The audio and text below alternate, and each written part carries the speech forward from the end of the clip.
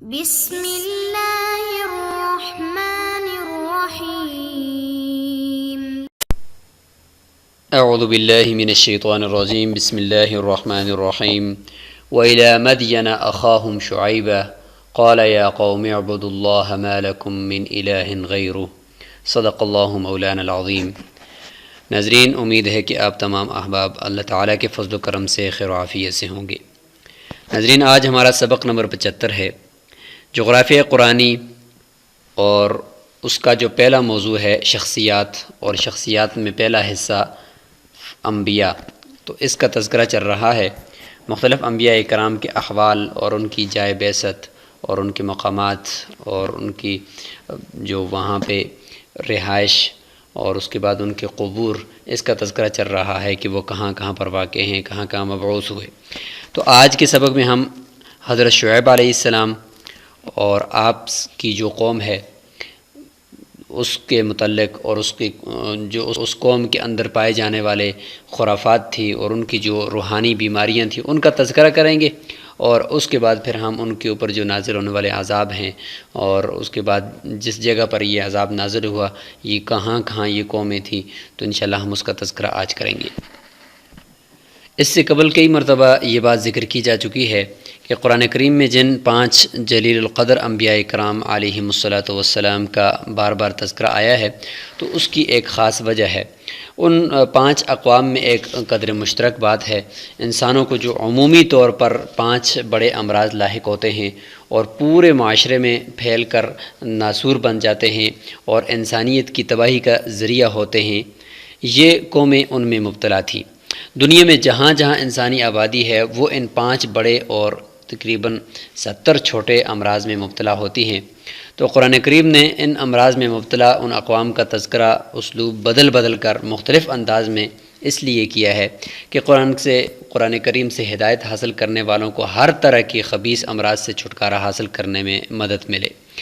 ناظرین، یہ امراض دنیا کی دیگر اقوام میں بھی تھے، مگر ان 5 اقوام کا انتخاب اس لیے ہوا کہ ان کی طرف بھیجے جانے والے جو انبیاء کرام ہیں اس قدر اولو العزم تھے کہ ان کا تذکرہ، ان کا وعظ اور نصیحت، ان کا حد درجے کا صبر اور ان کا جو حد درجے کی للاحیت تھی وہ، اور اس کے بعد قوم کے نامناسب رویے پر عفو و درگزر، یہ سب کچھ انتہائی مثالی، اور اس کے بعد کسی اور قوم کے تذکرے کی بالکل ضرورت ہی نہیں تھی، تو اس لیے ان 5 اقوام کا تذکرہ کیا۔ ان 5 اقوام کے اندر ناظرین جو بڑے بڑے گناہ تھے وہ یہاں پہ آپ دیکھ سکتے ہیں کہ قوم نوح کے اندر کفر اور شرک پایا جاتا تھا، اور جسمانی طاقت پر غرور اور گھمنڈ یہ قوم عاد کے اندر تھا، علم و فن پر ناز اور فخر یہ قوم سمود کے اندر پایا جاتا تھا، فتنہ مال میں مبتلا ہو کر حلال و حرام کی تفریق کھو بیٹھنا یہ ہے قوم شعیب علیہ السلام جس کا آج ہم تذکرہ کریں گے، جنسی بہراروی، فحاشی، عریانی اور بے حیائی میں حد سے گزر جانا یہ قوم لوط کے اندر تھا۔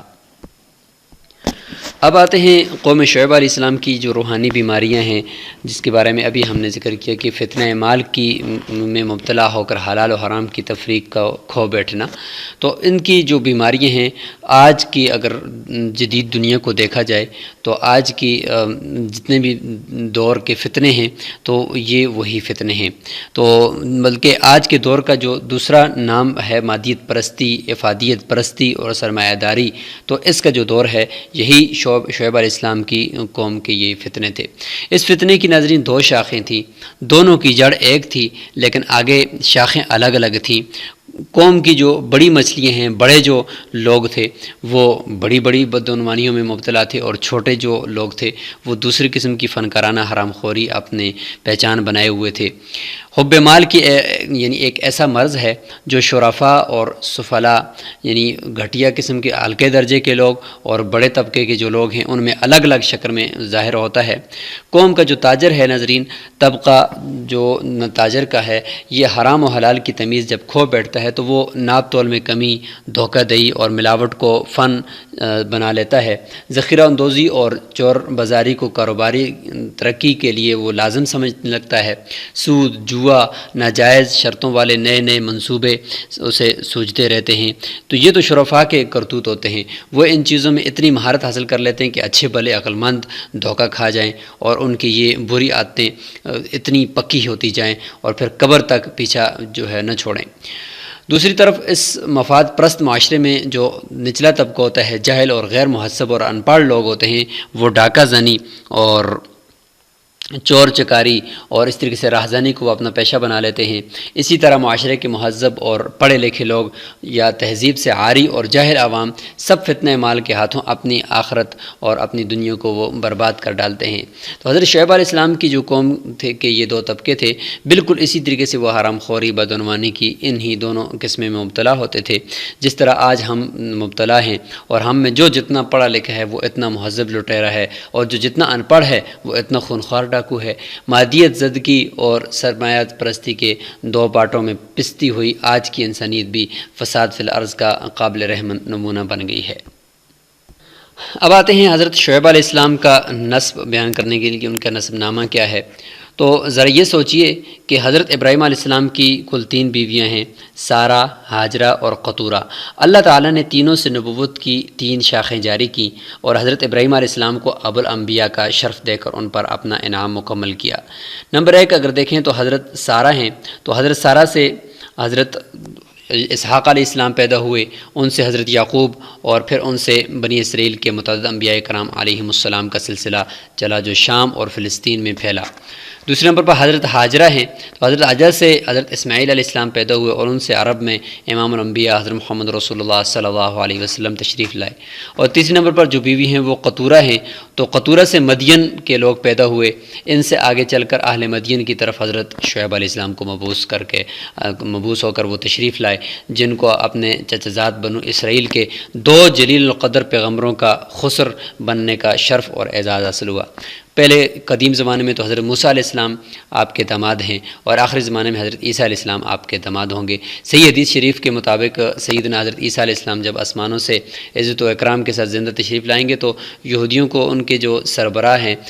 سربراہ دجال اکبر، اس کا خاتمہ کر دیں گے یہودیوں سمیت ان کا، اور ایک خلافت الہیہ قائم کریں گے۔ اس کے بعد اسی قوم شعیب کے اندر آپ کا نکاح ہوگا۔ اس طرح اس قوم کو، یعنی حضرت شعیب علیہ السلام کی قوم کو 2 انبیاء کرام علیہم السلام کے سسرال ہونے کا شرف بھی حاصل ہوگا۔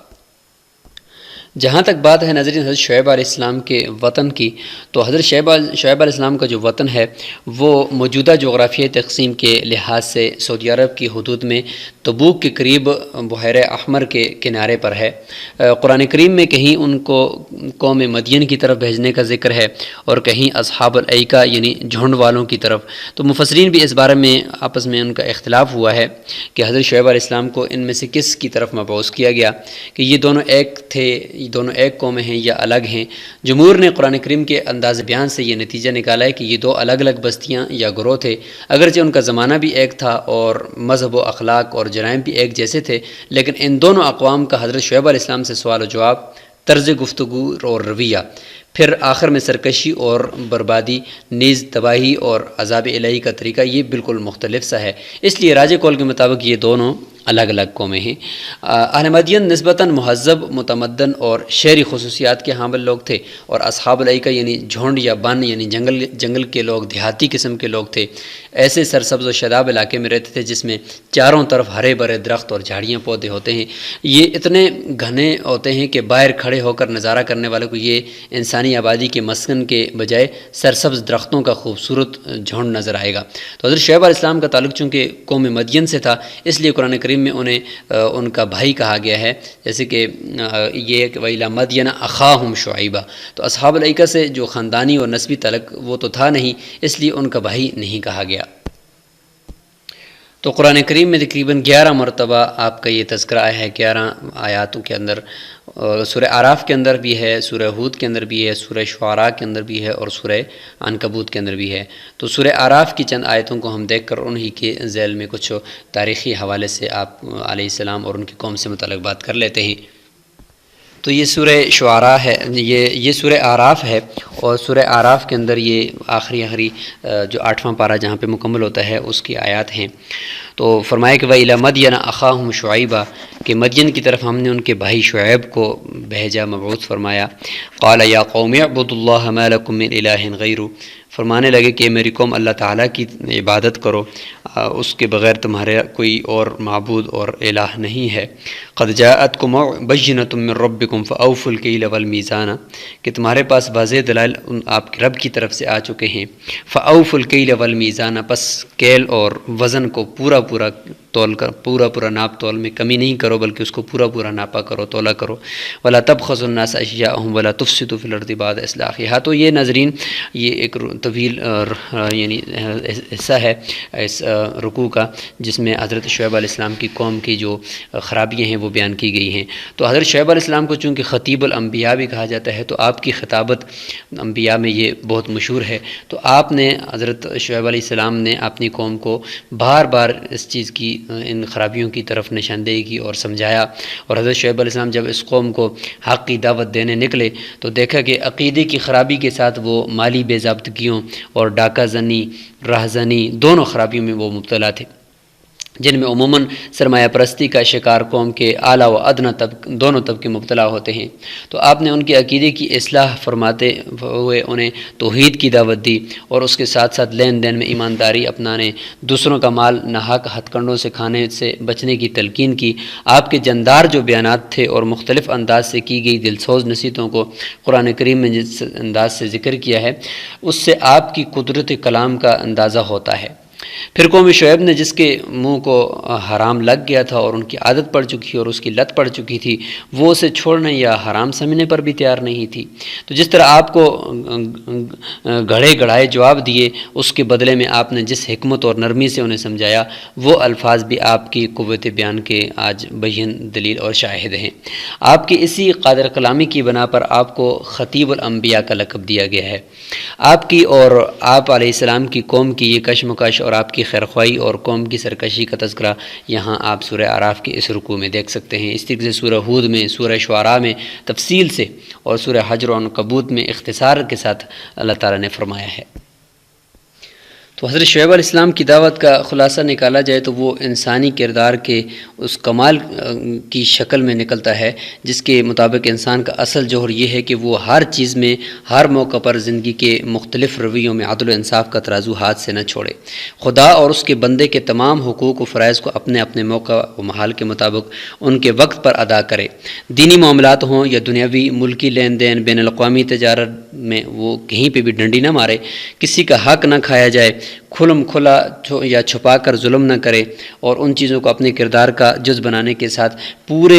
ایمان اور اعتماد سے دوسروں کو بھی اس کی دعوت دے، اگرچہ آوے کا آوا ہی بگڑا ہوا کیوں نہ ہو، اگرچہ سارا نظام ہی غلط رخ پر چل رہا ہو، ساری دنیا ہی ناجائز کر رہی ہو، مگر اس کے باوجود نہ خود حرام خوری میں مبتلا ہو، نہ ملامت اور طعنوں سے گھبرا کر دوسروں کو اس سے روکنا چھوڑ دے۔ تو قرآن کریم میں ہم سب پر اس حوالے سے قرآن کریم نے احسان فرمایا ہے کہ تاریخ کے ایک ورق سے ہم کو آگاہ کر دیا ہے کہ قوم شعیب جیسی سرمایہ دار، ہیلے ساز اور دھوکہ دہی و چرب زبانی میں ماہر قوم دو قسم کے عذابوں میں مبتلا ہوئی۔ ایک طرف تو انہیں زلزلے نے آ گھیرا، یہاں پہ آپ دیکھیں ان کے کھنڈرات یہاں پہ آپ کو مل رہے ہیں، جیسے لگتا ہے کہ زلزلے کی وجہ سے یہ اپنی جگہ پر دب چکے ہیں، اور جب وہ گھبرا کر باہر دوڑے تو آسمان سے برستی آگ ان کا استقبال کرنے کے لیے تیار تھی۔ لوگوں نے دیکھا کہ کل کے سرمایہ دار اور سرمایہ پرست، سرکش و مغرور آج گھٹنوں کے بل اوندے اور جھلسے ہوئے پڑے ہیں۔ تو اللہ تعالیٰ معاف کرے کہ مغرب کا یہ سرمایہ دارانہ نظام جو آج ہم دیکھ رہے ہیں، تو اس سے اللہ تعالیٰ ہم سب کی حفاظت فرمائے، اور حالات آپ لوگوں کے سامنے ہیں، یہاں پہ آگے مزید تفصیل میں جانے کی ضرورت نہیں ہے۔ تو اسی طرح اس قوم کے اوپر بھی عذاب آیا، اور وہ بھی اسی مالی بے ضابطگیوں کے اندر مبتلا تھی۔ تو ناظرین، یہ جو جتنی بھی صورتحال ہے، یہ اجتماعی توبہ اور حقوق کی ادائیگی کا عہد کرنے کا تقاضا ہم سے کرتی ہے، ورنہ ہماری نفسیات تو قوم شعیب سے ملتی جلتی ہیں۔ ہمارے جو طبقہ شرفاء ہے وہ ناجائز طریقے سے دولت کے حصول کو اپنا حق سمجھ رہے ہیں، اور ہمارے جاہل اور ناخواندہ جو معاشی مسائل کا شکار عوام ہے وہ ڈاکہ و غارت کو اپنا پیشہ بنانے لگے ہیں۔ خدا نہ کرے ہمارا انجام بھی ان جیسا کہیں نہ ہو جائے۔ اللہ کرے ہم پاداش عمل یا قانون مکافات عمل سے پہلے ہم سچی توبہ اور حقیقی توبہ کر لیں۔ آخر میں ہم یہ لوکیشن دیکھ سکتے ہیں کہ کہاں پر یہ حضرت شعیب علیہ السلام کی قوم رہتی تھی اور حضرت شعیب علیہ السلام کو مبعوث کیا گیا۔ تو یہاں پہ دیکھیں یہ خلیج عقبہ کے بالکل مشرق میں، اور یہاں پہ بحیر احمر کے اوپر شمال میں، اور یہ یہاں پہ تبوک کے بالکل ساتھ یہ مدیان جو لکھا ہوا ہے، تو یہ یہاں پہ یہ قوم آباد تھی، اور اس جگہ کی دائیں بائیں یہ قوم یہاں پہ رہتی تھی۔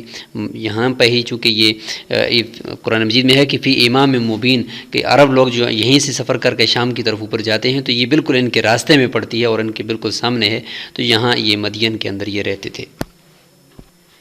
ایک نقشے کو اگر آپ زوم کر کے دیکھیں تو یہاں پر یہ قوم آباد تھی، کہ یہ جو ابھی یہاں پہ آپ دیکھ سکتے ہیں کہ ادھر ریڈ سی یعنی نیچے لکھا ہوا ہے بحیر احمر، اس کے اوپر یہ دو خلیجیں جاتی ہیں، ایک خلیج عقبہ ہے اور ایک خلیج سویز ہے، اور اس طرف جو جارڈن اوپر لکھا ہوا ہے، جارڈن سے نیچے یہاں پہ یہ تبوک ہے، اور تبوک کے ساتھ ہی یہ قوم آباد تھی۔ تو آج ہم مختصر تذکرہ ہم نے کیا حضرت شعیب علیہ السلام اور ان کی قوم سے متعلق، اور ان کی قوم کے اوپر آنے والا عذاب اور ان کی جو روحانی بیماری ہیں ان سے متعلق۔ تو اللہ تعالیٰ سے دعا ہے کہ اللہ تعالیٰ ہمیں ان بیماریوں سے ہماری نجات فرمائے، اور ملک اور پورے دنیا کے اندر حالات کو اللہ تعالیٰ ان گناہوں کو معاف کرتے ہوئے ہمیں کہیں اجتماعی عذاب سے ہمیں بچا دے، اور ہمیں عذاب سے پہلے توبہ کی توفیق نصیب فرمائے۔ وآخر دعوانا ان الحمد للہ رب العالمین۔